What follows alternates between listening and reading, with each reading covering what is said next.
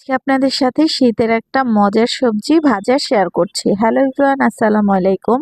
আপনারা সবাই কেমন আছেন? আশা করছি সবাই অনেক অনেক অনেক ভালো আছেন।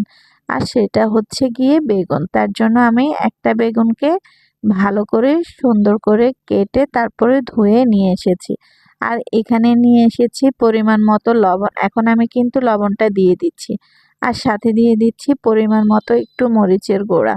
মরিচের গুঁড়াটা দেওয়া শেষ হয়ে গেলে আমি এখানে দিয়ে দিব পরিমাণ মতো হলুদের গুঁড়া। এটা কিন্তু বেগুন অনুযায়ী আমি দিচ্ছি। আমি যেহেতু একটা বেগুন নিচ্ছি সেজন্য আমি একটা বেগুনের অনুযায়ী হলুদ মরিচের গুঁড়া দিচ্ছি। আর এখন দিয়ে দিচ্ছি পরিমাণ মতো একটুখানি চিনি। চিনিটা বেগুন ভাজায় দিলে আমার খেতে অনেক ভালো লাগে। আর এখন দিয়ে দিচ্ছি খাঁটি সরিষার তেল।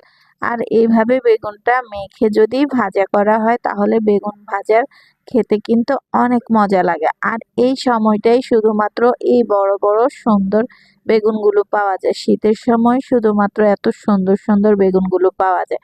তাছাড়া কিন্তু এই বেগুনগুলো শীত চলে গেলে আর পাওয়াই যায় না তেমন একটা। আর এখন এই বেগুনটা ভেজে খেতে কিন্তু অনেক মজা। তার জন্য আমি সবকিছু রেডি করে এখন চলে এসেছি চুলায়। প্রথমে একটা ফ্রাই প্যান বসিয়ে দিয়েছি। ফ্রাই প্যানটা যখন একদম গরম হয়ে গেছে তখন এখানে দিয়ে দিব সরিষার তেল। আর সরিষার তেলের যে কোনো কিছু ভাজা খেতেই কিন্তু অনেক মজা হয়। আপনারা একবার হলো সরিষার তেলে এভাবে বেগুন ভেজে খেয়ে দেখবেন। আর এখন আমি তেলটা গরম হয়ে যাওয়ার পরে একে একে সবগুলা বেগুন দিয়ে দিচ্ছি।